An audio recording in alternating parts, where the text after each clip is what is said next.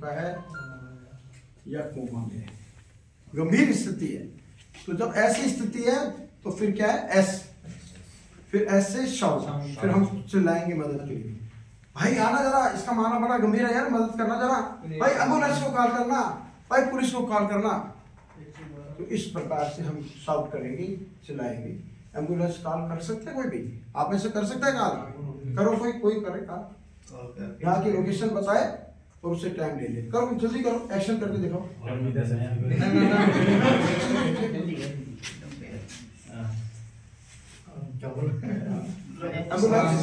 Hello,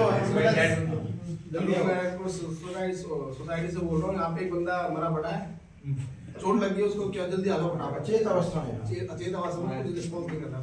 कितनी देर में, कितनी देर में आओगे सर, आप कितनी देर में आओगे यहाँ पे? 15 मिनट सर 10 मिनट में आएगा।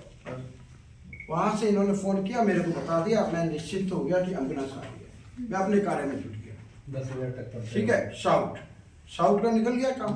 फिर उसके बाद क्या है, क्या है उसके बाद, ए से एयरवेज क्लियर करना, यानी कि हम एयरवेज चेक करेंगे, देखेंगे कि इसके एयरवेज में कोई रुकावट तो नहीं है, इसके पास जाएंगे। आज जाकर कई बार ऐसा होता है, दुर्घटनाग्रस्त हुआ है, व्यक्ति की गर्दन वर्दन मुड़ जाती है, उससे भी दम उड़ जाता है, तो हम उसकी ठोड़ी पर थोड़ा सा ऐसे रख के, सिर पे रख के ऐसे सीधा कर देंगे।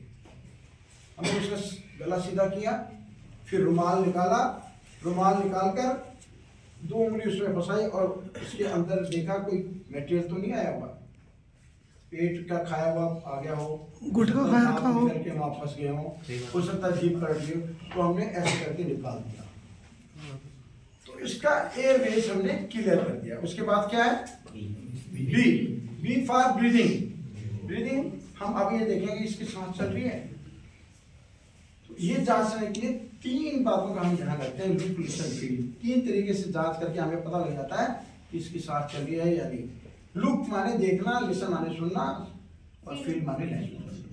तो ये सांसों को हम जांचने के लिए अपने कान और नाक और मुंह के पास इनके ले जाएंगे, कान इसके मुंह और नाक के पास ले जाएंगे ऐसे, और नजर यहाँ रखेंगे, ये देखेंगे, लुक करेंगे कि अगर इसकी सांस चल रही है तो इसके सीने ऊपर नीचे हो रहा है या नहीं हो रहा है।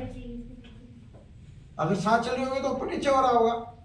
फिर लिसन क्या करेंगे, अगर इसकी सांस चल रही है तो इसकी सांस की आवाज हमारे कानों में महसूस हो, सुनाई दे रही है या नहीं सुना रही। और महसूस क्या करेंगे कि अगर इसकी सांस चल रही है तो इसकी सांसों की गर्माहट हमारे कानों पे महसूस हो रही है या नहीं। तो लुक, लिसन, फील से हमें पता लग जाएगा कि सांस चल रही है या नहीं चल रही। तो हमने पाया इसकी सांस नहीं चल रही।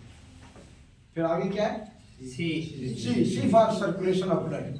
तुरंत ही हम ये जांच करने की कोशिश करेंगे कि इसके रक्त का संचार शरीर में हो रहा है या नहीं हो रहा है। रक्त का संचार हो रहा होगा तो नाड़ी चल रही होगी। ये जांचने के लिए कि रक्त का संचार हो रहा है या नहीं हो रहा, हम नाड़ी को चेक करेंगे। नाड़ी को हम यहाँ से चेक करते हैं या यहाँ से करते हैं। अगर नाड़ी चल रही होगी तो हृदय काम कर रहा होगा, जीवित होगा।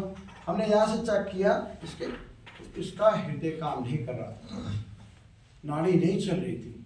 जब हमें पता लग गया इसकी सांसें भी नहीं चल रही और धड़कन भी नहीं है, नाड़ी भी नहीं चल रही, तो फिर यही चीज से CPR हम शुरू कर देते हैं। क्या करते हैं, रुमाल लिया, 2 इसके मुंह पे डाला, नाक दबाई, 2 बार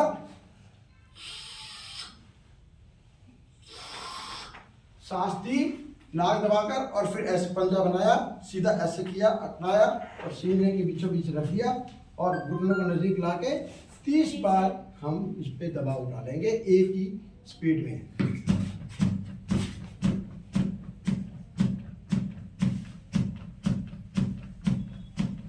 ये देखिए आवाज ऐसी आनी चाहिए बिल्कुल ही, और नजर उसके चेहरे पे रखेंगे ये देखने के लिए कि हम जो CPR कर रहे हैं, इसको दे रहे हैं, उसका क्या असर उसके चेहरे पे नजर आ रहा है या नहीं आ रहा। चेहरे से हमें पता लग जाएगा। तो 30 बार होने के बाद फिर एक बार नाक दबाकर, फिर 2 बार सांस देकर, फिर ये क्रिया सीने पर दबाव देने की शुरू कर देते हैं। तो इस प्रकार से हम CPR देकर व्यक्ति को पुनर्जीवित करते हैं। तो ये था CPR। आया समझ, क्लियर हो गया। तो अब बारी से फटाफट जो समय बचा है